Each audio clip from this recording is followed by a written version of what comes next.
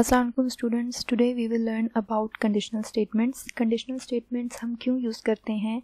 जब भी हमारे पास कोई गिवन कंडीशन हो और उसकी बेस पे हमने एक ब्लॉक ऑफ कोड को एग्जीक्यूट कराना हो तो हम कंडीशनल स्टेटमेंट्स यूज़ करते हैं। अगर तो वो कंडीशन गिवन कंडीशन ट्रू होगी तो वो ब्लॉक ऑफ कोड एग्जीक्यूट होगा, अगर वो कंडीशन फॉल्स होगी तो वो ब्लॉक ऑफ कोड एग्जीक्यूट नहीं होगा।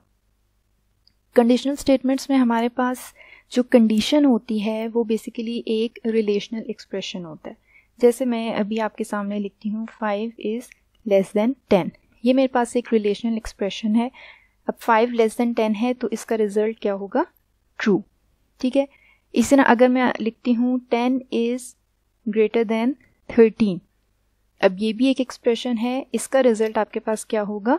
फॉल्स, क्योंकि 10 13 से ग्रेटर नहीं है। इसी तरह अगर मैं एक एक्सप्रेशन लिखती हूँ 5 इक्वल्स 5, तो 5 5 के इक्वल होता है, दिस इज ऑल्सो ट्रू। अच्छा, यहाँ पे आपने एक चीज़ देखनी है कि हम C++ में जब कंडीशंस लगाते हैं तो हम डबल इक्वल यूज़ करते हैं हमेशा। जैसे फॉर एग्जांपल अगर आपके पास x है, x में कोई वैल्यू स्टोर है, और एक y है, y में आपके पास कोई वैल्यू स्टोर है, इन दोनों को आपने कंपैरिजन कराना है तो आप क्या लिखेंगे? x equals y। इसका क्या मतलब है कि ये x और y की वैल्यू को कंपेयर करेगा, जो कि यहाँ पे इक्वल नहीं है तो आंसर में फॉल्स आ जाएगा। और अगर आप ये लिखते हैं x इक्वल्स y, इसका क्या मतलब है? ये वाली जो आपने स्टेटमेंट लिखी है इसका मतलब ये है C++ में कि ये जो y में वैल्यू स्टोर है वो x में स्टोर हो रही है। मीन्स के y की वैल्यू ने x की वैल्यू को रिप्लेस कर दिया है और x में अब 8 सेव हो गया। ठीक है, तो इन दोनों का डिफरेंस आपने लाजमी जहन में रखना है कि कंपैरिजन में हमेशा आपने डबल इक्वल्स यूज़ करना है। ओके, सो उसके बाद अब क्या है हमारे पास? अगर आपने नॉट इक्वल की लगानी हो तो x, उसके बाद नॉट इक्वल्स y। ठीक है, अब इसमें x की वैल्यू 6 है, y की वैल्यू 8 है, x और y इक्वल नहीं है, तो इसका आंसर भी हमारे पास फॉल्स आएगा। इस तरह ये डिफरेंट रिलेशनल एक्सप्रेशंस हैं जो कि आप कंडीशंस में यूज़ करते हैं। Less than equals to, greater than equals to भी आप इसमें यूज़ कर सकते हैं। अब हम देखते हैं कि हमारे पास कौन कौन सी C++ में कंडीशन स्टेटमेंट्स हैं। हमारे पास इफ़ है, इफ़ एल्स है, स्विच स्टेटमेंट्स हैं। आज इस सेशन में हम इफ़ और इफ़ एल्स को डिटेल में देखेंगे। ये देखें, ये हमारे पास इफ़ का सिंटेक्स है। इसमें जब भी आपने इफ़ कंडीशन को यूज़ करना हो, इफ़ का कीवर्ड लिख के आप राउंड ब्रैकेट यूज़ करते हैं। राउंड ब्रैकेट में आपने बूलियन एक्सप्रेशन लिखना है, जो अभी जैसे मैंने आपको एक्सप्रेशंस लिख के दिखाए हैं।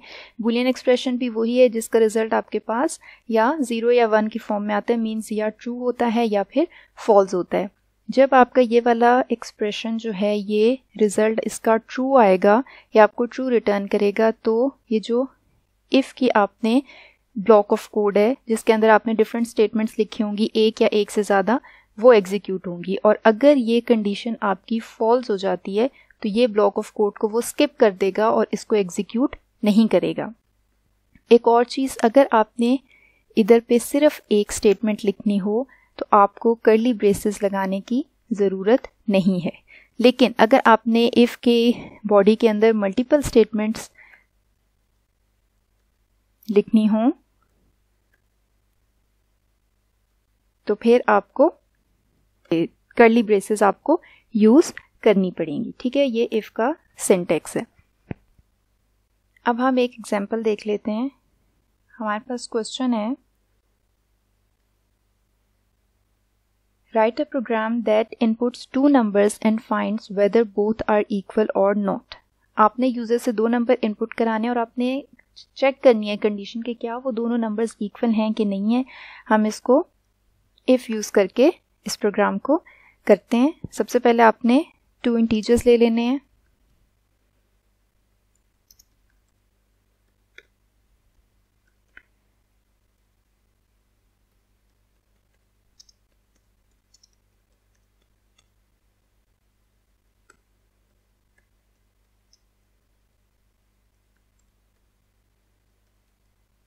इसमें मैंने यूज़र से 2 नंबर्स मैंने प्रिंट कराया, इंटर 2 नंबर्स, और यूज़र से मैंने num1 num2 में इनपुट ले लिए। अब मैंने कंडीशन लगानी है। कंडीशन क्या है? If num1 equals to num2, ठीक है। अगर ये दोनों इक्वल हैं तो वो क्या करे, तो आपने प्रिंट करा दिया बोथ नंबर्स आर इक्वल, ठीक है। और अगर ये कंडीशन ट्रू नहीं होगी तो प्रोग्राम आपका एग्जिट हो जाएगा। इसको हम रन करके देखते हैं। फर्स्ट नंबर में मैं 5 एंटर करा रही हूँ, सेकंड में मैं 6 एंटर करा रही हूँ। तो ये देखें आपके पास कुछ भी प्रिंट नहीं हुआ है और आपका प्रोग्राम एग्जिट हो गया। अब अगेन मैं इसको रन करती हूँ और मैं दोनों में 5 एंटर कराती हूँ। तो ये देखें ये आपका both numbers are equal print हो गया।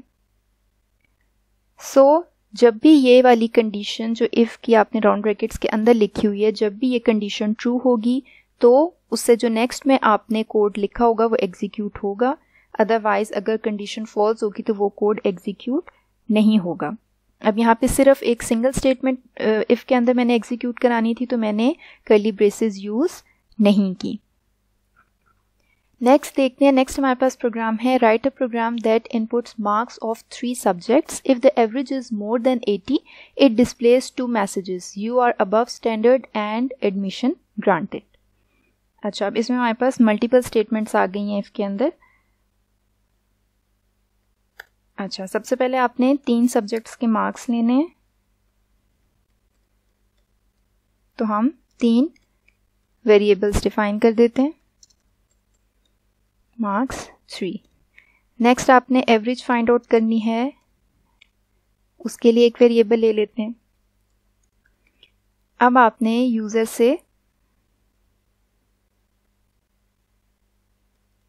Please enter marks of 3 subjects,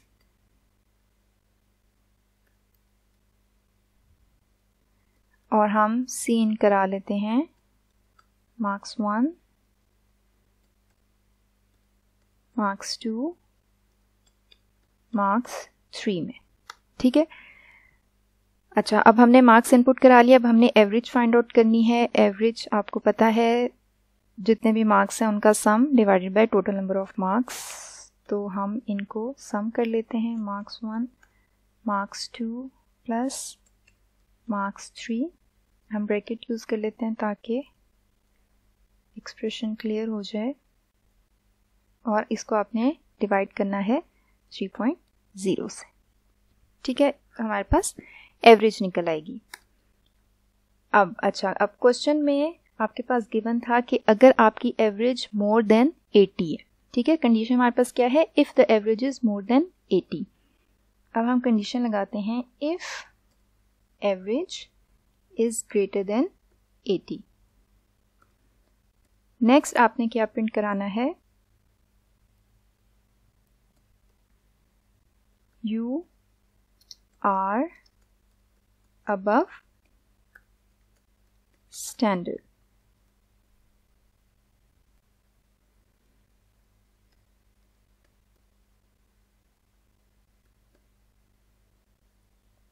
next आपने साथ में ये भी प्रिंट कराना है, एडमिशन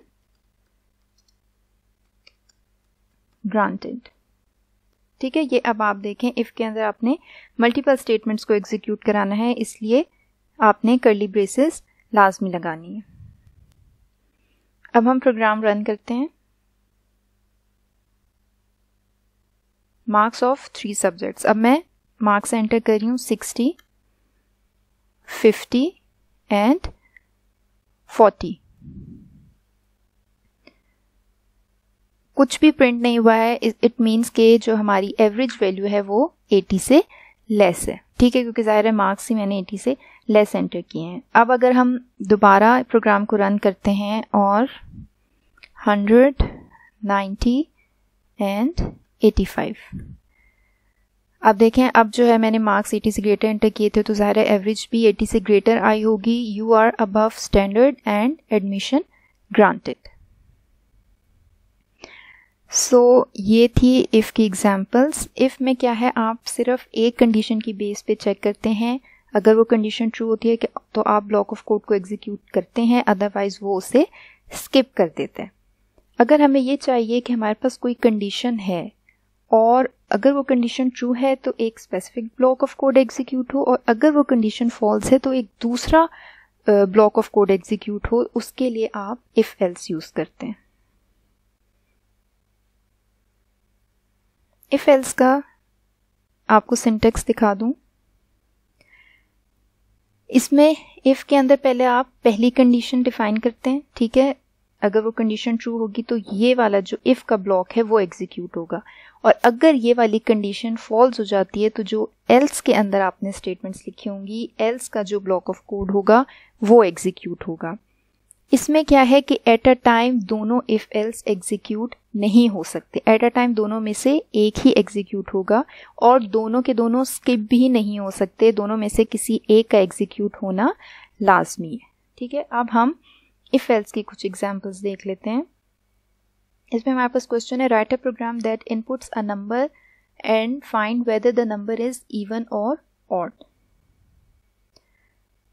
अच्छा, अब हमने एक नंबर लेना है और हमने फाइंड आउट करना है कि नंबर इवन है कि ऑड है। एक हम नंबर ले लेते हैं, यूजर से नंबर एंटर करा लेते हैं, enter number.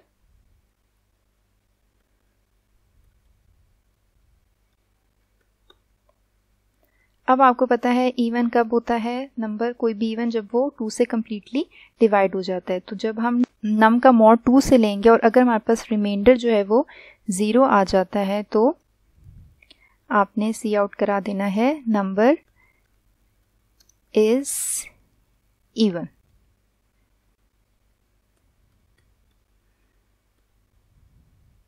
Else C out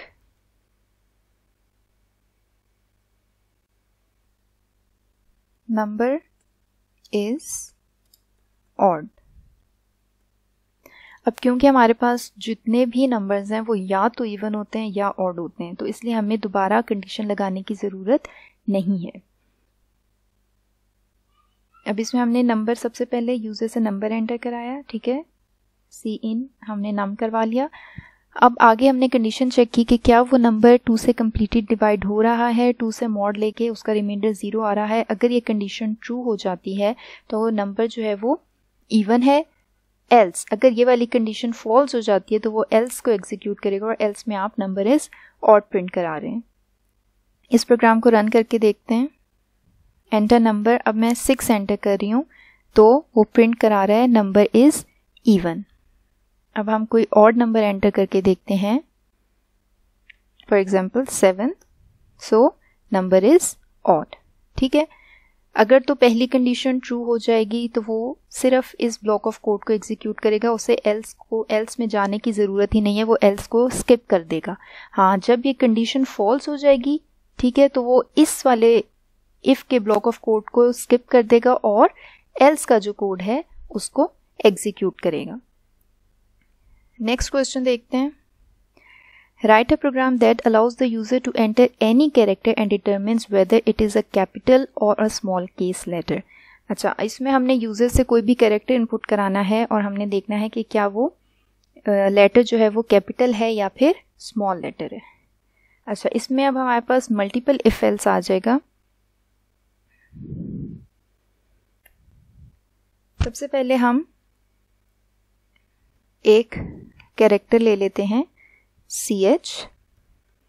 user से हम कैरेक्टर इनपुट करा लेते हैं, please enter any character.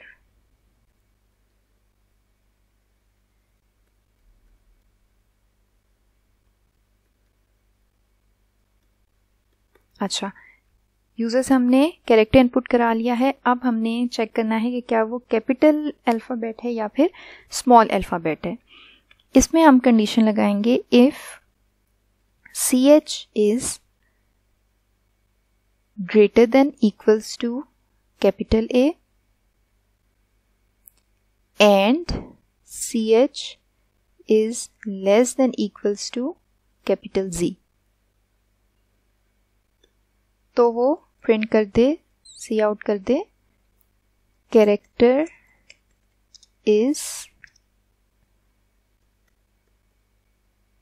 capital letter.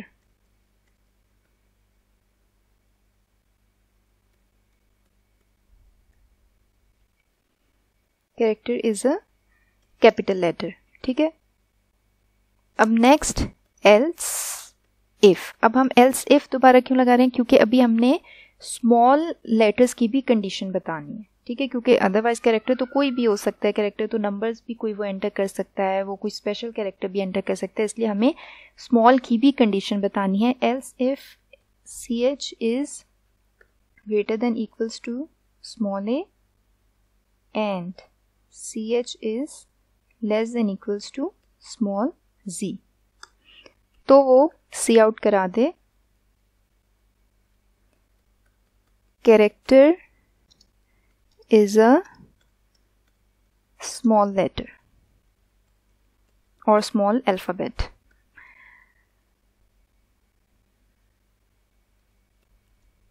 And else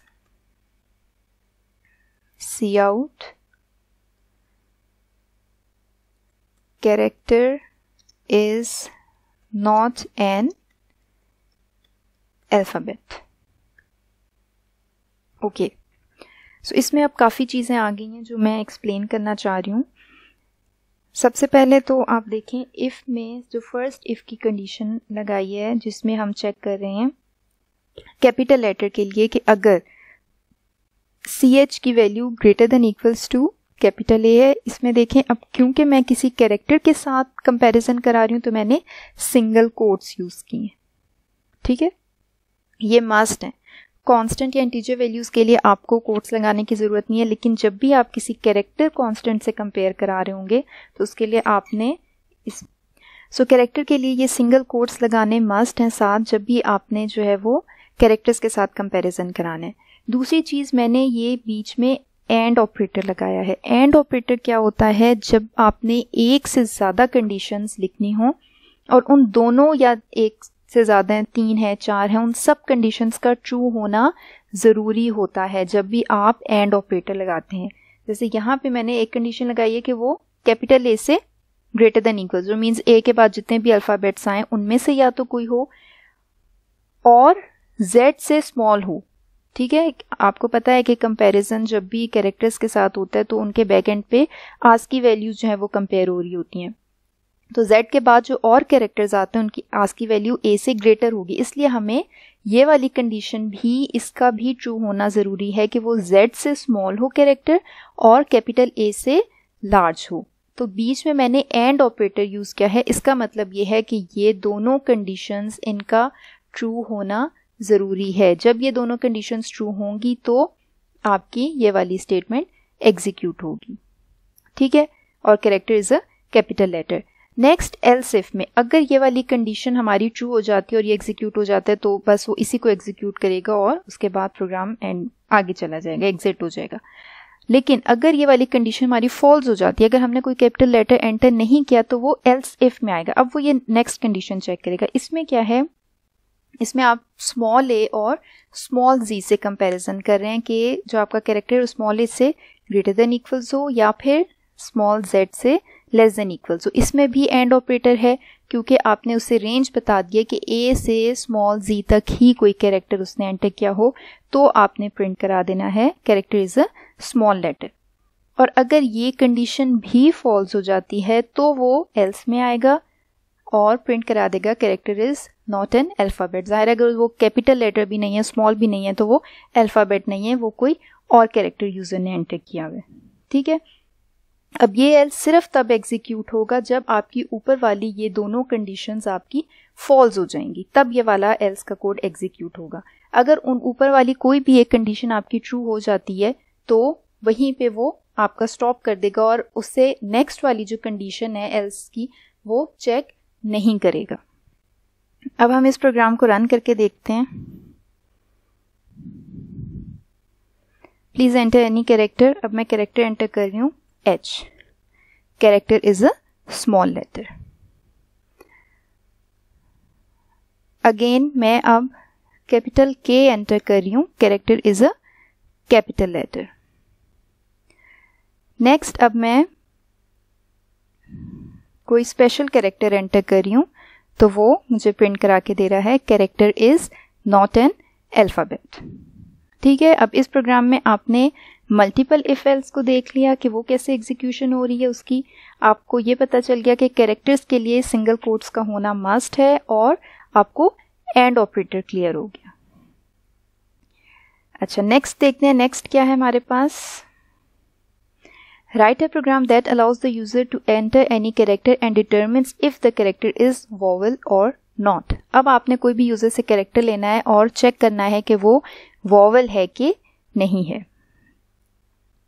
okay, सो यहाँ तक हम प्रोग्राम को पिछला वाला यूज़ कर लेते हैं क्योंकि हमने एक कैरेक्टर लेना है और यूज़र से हमने कैरेक्टर इनपुट कराना है। अब हमें पता है हमारे पास 5 वोवेल्स होते हैं। ठीक है, अब उनमें से कोई सा भी एक हो सकता है तो हम कंडीशन लगाएंगे if CH equals to capital A और CH equals to small a, CH equals E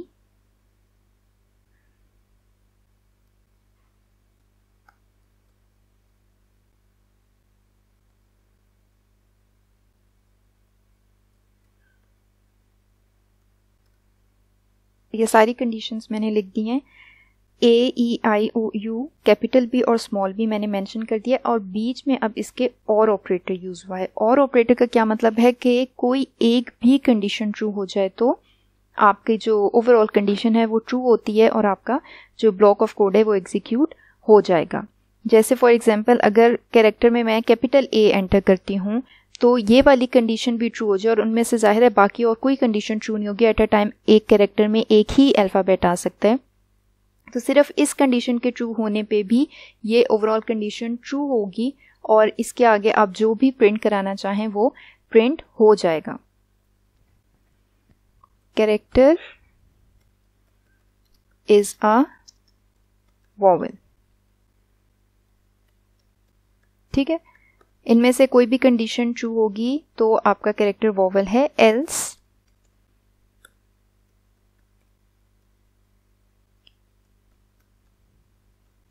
character is not a vowel. ठीक है, एल्स में अगर उनमें से कोई भी कैरेक्टर नहीं है जो आपने मेंशन किए हैं तो वो एल्स में आ जाएगा और प्रिंट करा देगा कि कैरेक्टर वोवेल नहीं है। अब हम इस प्रोग्राम को रन करके देखते हैं। अब मैं एक सिंपल जो वोवेल नहीं है कैरेक्टर वो एंटर करती हूँ, L character is not a vowel. अब मैं कोई वोवेल कैरेक्टर एंटर करती हूँ जैसे कि ओ, तो ये देखें ये प्रिंट करा रहा है कैरेक्टर इज अ वोवेल।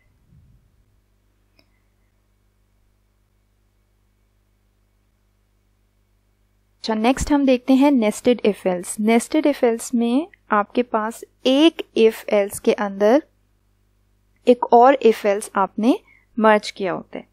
जैसे कि ये आपके सामने सिंटेक्स इसका लिखा हुआ है कि ये आपके पास एक इफ की कंडीशन 1 है। ठीक है, इसके अंदर आपने ये देखें ये इफ की ब्रेसेस हैं, उसके अंदर आपने एक और इफ एल्स को डिफाइन किया हुआ है। ठीक है, और उसके बाद जब ये वाला इसकी इफ की ब्रैकेट्स खत्म हो रही हैं तो आपने इस वाले इफ के साथ जो एल्स है उसको डिफाइन किया हुआ है। मीन्स एक इफ के अंदर आपने एक दूसरा इफ यूज किया हुआ है। इसको हम एग्जाम्पल से देखते हैं तो ज्यादा क्लियर हो जाएगा। इसमें क्वेश्चन है write a program that takes age of a user as input. If the age is more than 20 it asks the user to enter weight. If the weight is more than 50 kg the user can donate blood, otherwise not. इस programme में क्या है, आपने user से as input करानी है। अगर user की एज 20 से ज़्यादा है तो फिर आपने उससे पूछना है कि उसका वेट कितना है, और अगर उसका वेट 50 kg से ज़्यादा है तो वो ब्लड डोनेट कर सकता है, अदरवाइज नहीं कर सकता। ठीक है, अब इस प्रोग्राम को हम नेस्टेड इफ एल्स के थ्रू करते हैं। सबसे पहले इसमें हमें एज चाहिए, उसके लिए हम एज का वेरिएबल ले लेते हैं। एक हमें वेट का वेरिएबल चाहिए, हम वेट का वेरिएबल ले लेते हैं। सबसे पहले आपने यूज़र से उसकी एज एंटर करानी है, एंटर योर एज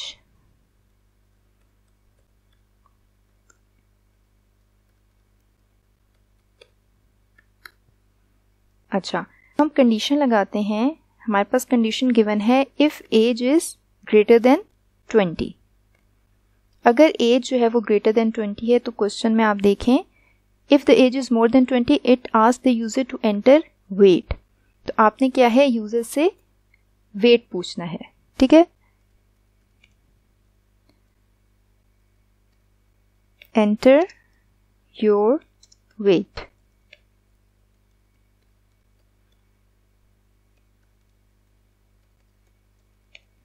ठीक है, हमने वेट एंटर करा लिया। अब उसमें आपने क्या चेक करना है, if the weight is more than 50 kg the user can donate blood, otherwise not. If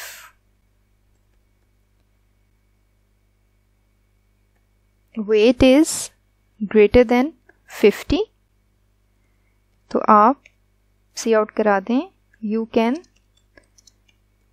donate blood,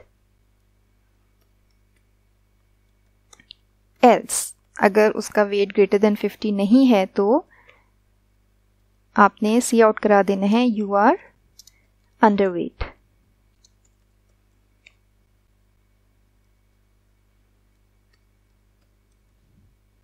ठीक है, और अब ये वाला जो इफ है इसके एल्स में आपने क्या लिखना है, अगर उसकी एज लेस देन 20 है तो हमें उसका वेट पूछने की ज़रूरत ही नहीं है और हम सिंपल एल्स में प्रिंट करा देते हैं यू आर